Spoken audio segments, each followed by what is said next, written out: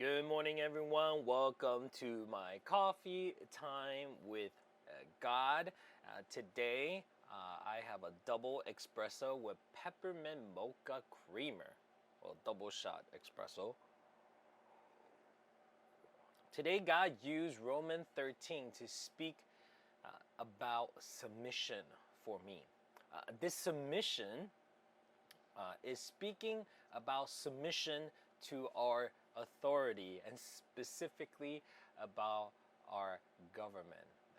And below, if you're reading this, are some excerpts that I took from BibleReference.com, not from my own thoughts, but I just thought that it was awesome to kind of understand what Paul was trying to say, because I wasn't sure whether or not they were speaking about authority or church authority.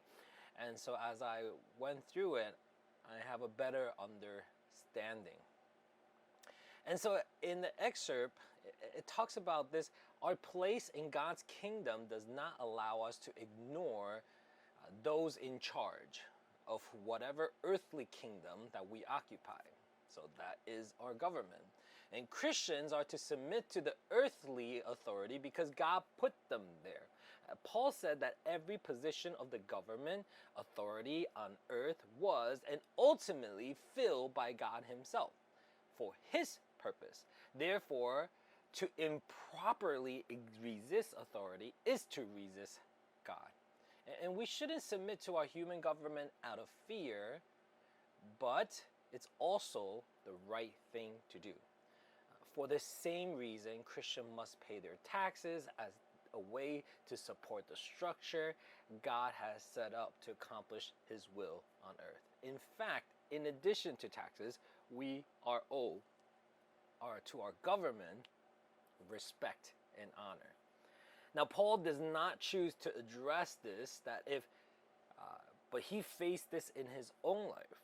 What do you do when a human government tell you something that contradicts God's command? Or when a government is not acting fairly or morally or in good faith? Well, in that case, a believer must defy the ungodly commands and willingly face the consequences. Here they reference Acts 5:27 to 29.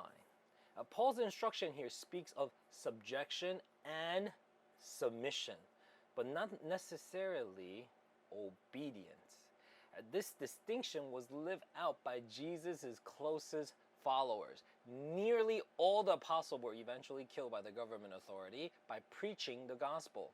They refused to obey when told to be silent, but they submit to the punishment and authority of the government. Well, as we wrap up chapter 13, Paul urges Christians to be urgent about the time. He writes that the night is gone and the day is almost here, suggesting that the day of the Lord, a reference to man's ultimate judgment, will arrive. That metaphorical daybreak. That moment draws near every day. That's why Christians must throw off any works of the darkness that we have been participating. This includes lifestyle, drunken party, sexual immorality, fighting, jealousy. Instead, Christians must suit up the armor of light. That is, instead of joining in the darkness, we must take defense position against it. In fact, we put on Christ himself instead of arranging our lives to gratify our own desire. This hits home for me because why do we need to be different than the world? God is reminding me as we are going through this, there is a reason that we separate ourselves. Because the darkness is here. How do you and I become the light of this world? Today, will you be willing to be the light of this world? So God bless you, that you and I will become the light of this world. If you find this content helpful, please smash that like button and subscribe to my channel. Hit that notification bell, and I will see you tomorrow.